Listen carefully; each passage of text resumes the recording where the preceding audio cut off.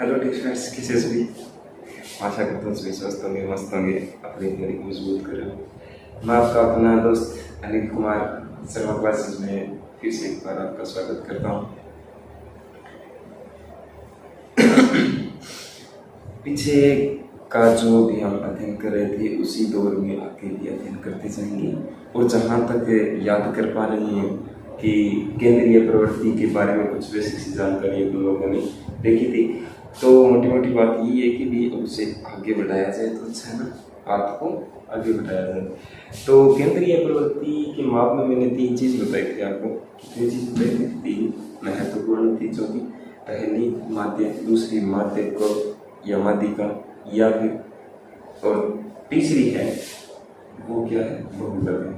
तो अपने जो माध्य टॉपिक है उसके बारे में आज चर्चा करेंगे। इसके बारे में माध्यिका।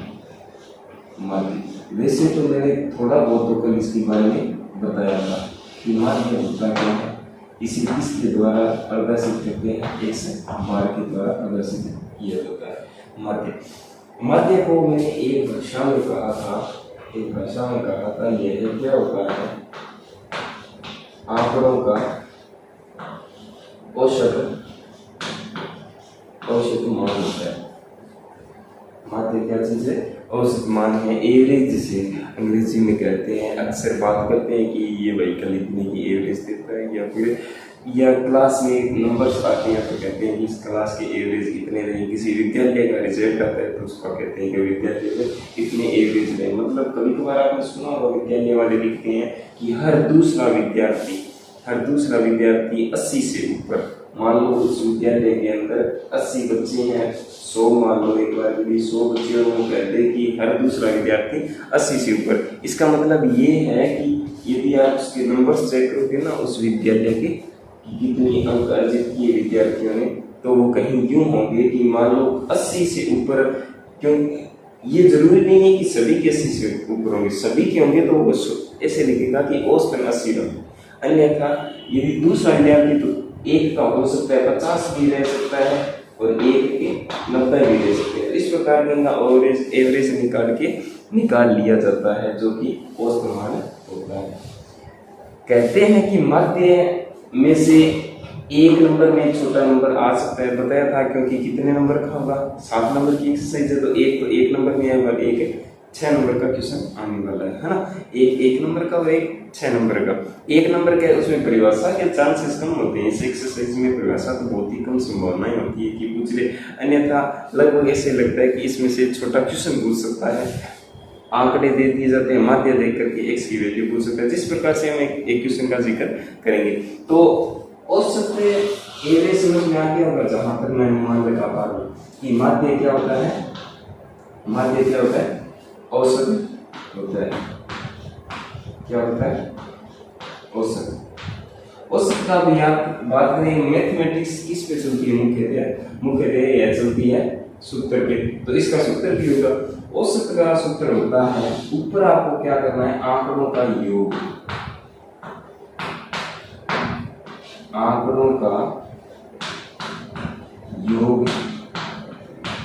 बटे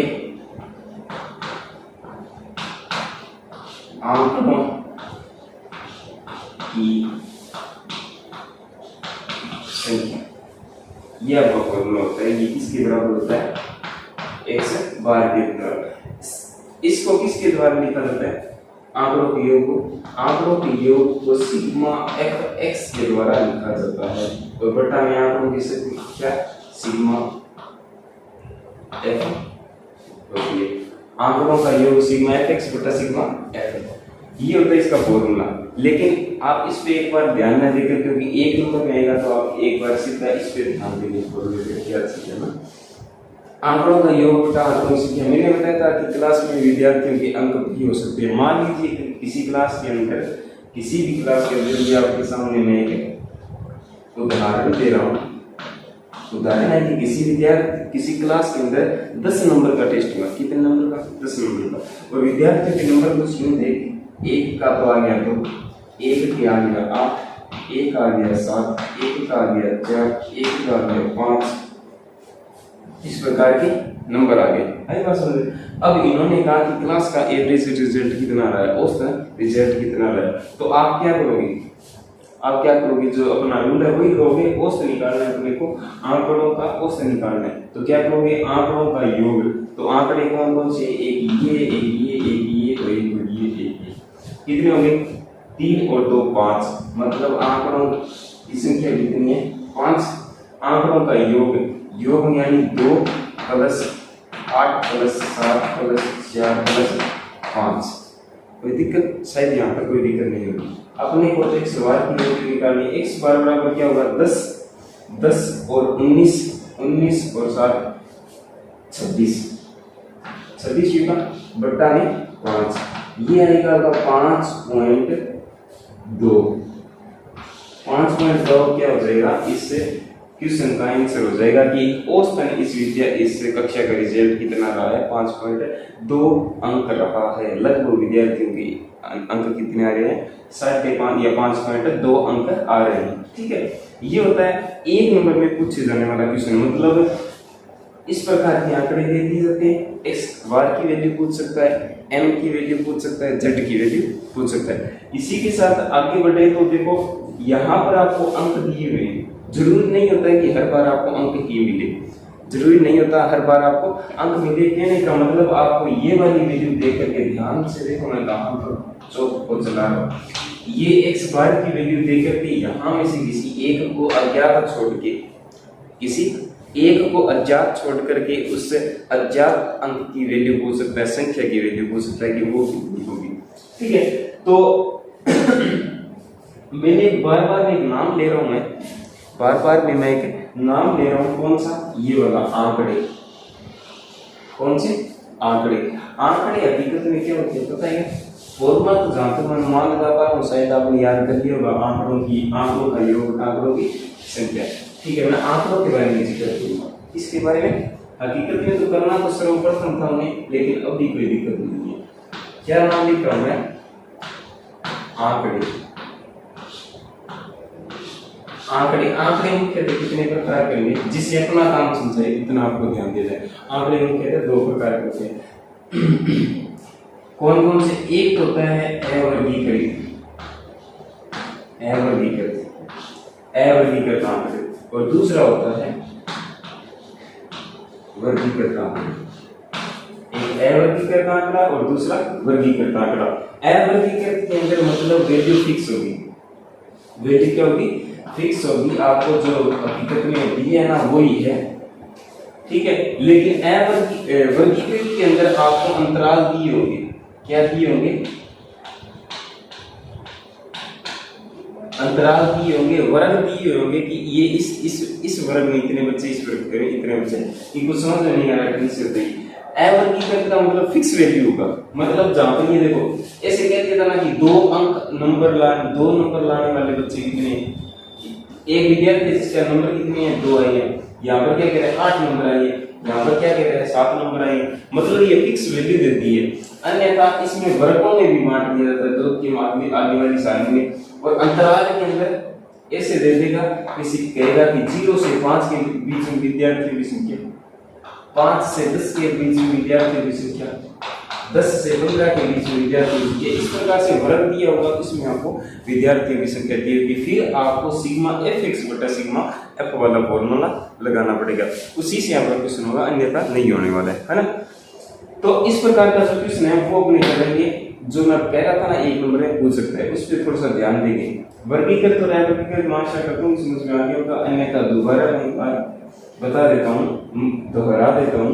क्या अवर्गीकृत के अंदर फिक्स वैल्यूज होगी, यानी 2 अंक इतने विद्यार्थी ला रहे, 5 अंक इतने विद्यार्थी ला रहे, 10 अंक इतने विद्यार्थी ला रहे, इस प्रकार होगा अवर्गीकृत। वर्गीकृत में मतलब 0 से 5, 5 से 10, 10 से 15, 15 से 20, 20 से 30, मतलब इस प्रकार से वर्ग बांटे होंगे। उनमें विद्यार्थी होंगे, आपको नंबर दिए होंगे, उनका आपको निकालना होगा। उसके लिए वर्ग का माध्य का फॉर्मूला हो जाएगा सिग्मा fx बटा सिग्मा f वाला।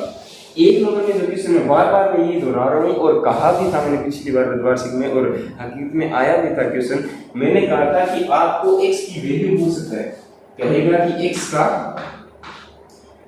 का मान कीजिए। x का मान ज्ञात कीजिए। x की वैल्यू आपको फाइंड आउट करनी थी कि x की वैल्यू क्या आएगी। क्वेश्चन कुछ यूं था कि यदि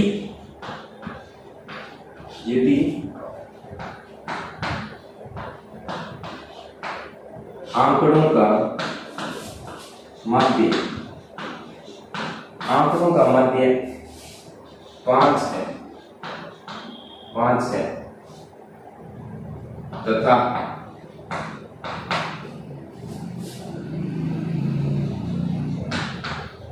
आंकड़े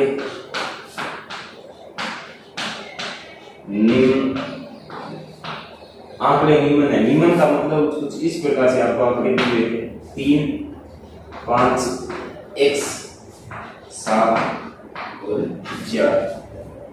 ठीक है, कोई दिक्कत नहीं मेरे हिसाब से।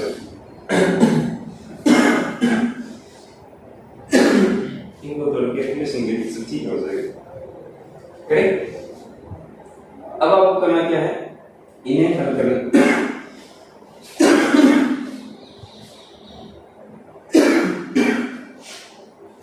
इनको आसान कर लो थोड़ा। यहाँ मान लेते 2 है।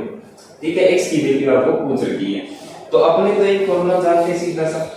आपको करना क्या था इस क्वेश्चन में, आपको लिखना था n स्क्वायर नंबर फलाना नंबर जो क्वेश्चन था उसका n स्क्वायर लिख के आपको लिखना था w के t v नाम के हम जानते हैं। आप क्या जानते हो, ऐसा हम जानते हैं सिग्मा x बार बराबर होता है आंकड़ों का ऊपर तो लिखना है योग और नीचे लिखना है संख्या, आंकड़ों का योग बटा आंकड़ों की संख्या।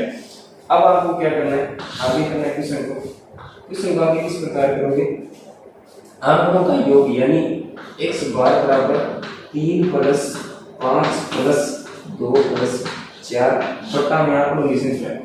आंकड़ों की संख्या कितनी है, 1 2 3 4 5। ध्यान रहे आप 4 गिनोगे लेकिन वास्तव में x की एक संख्या है, तो कितना हो जाएगा 5 हो जाएगा। तो दस पूरा आपने जोड़ेंगे तो गलती है अपनी जोड़ेंगे 5 x को। ठीक है, ये कितने में 3 और 2 5, नीचे भी 5। अब x बार की वैल्यू कितनी दी हुई है, माध्य कितना दिया है क्वेश्चन के अंदर, 5 दिया है। ध्यान से देखो क्वेश्चन को, समझ में आ जाएगा, कोई ज्यादा कठिन नहीं है। तो 5 बराबर इनका योग कर दो, 3 2 5 5 और 5 10 10 से 14 प्लस में x बटा में 5 14 प्लस x बटा में 5। ठीक है, शायद आपको ये दिखाई नहीं दे रहा, यहाँ पर कर देते हैं, यहाँ तक तो सही दिखा दे रहा होगा।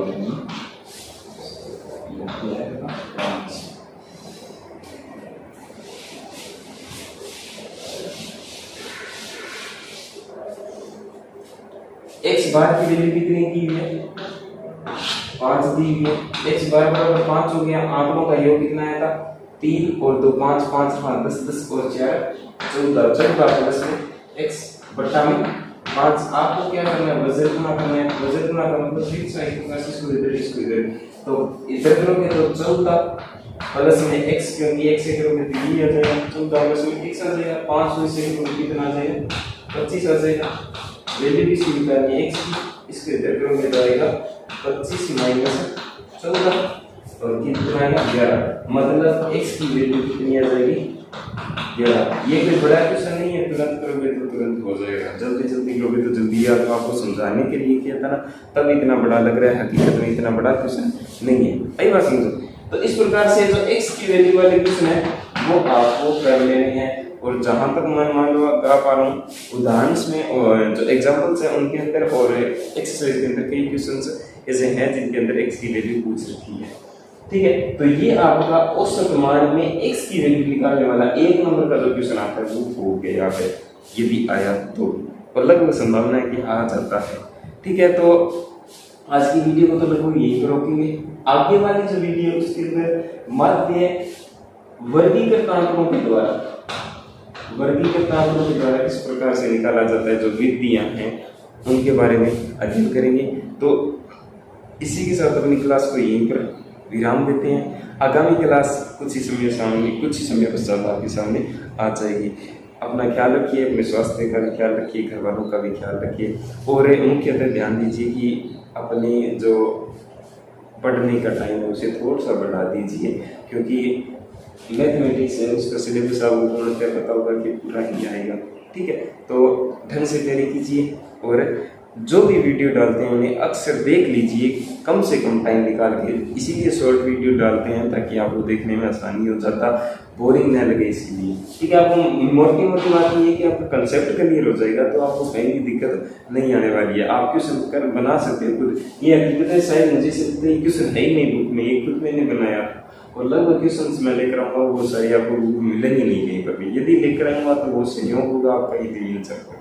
ठीक है, तो अपना अपने घर वालों का ख्याल रखिए, विशेषकर स्वास्थ्य का ख्याल रखिए। जय हिंद, जय भारत।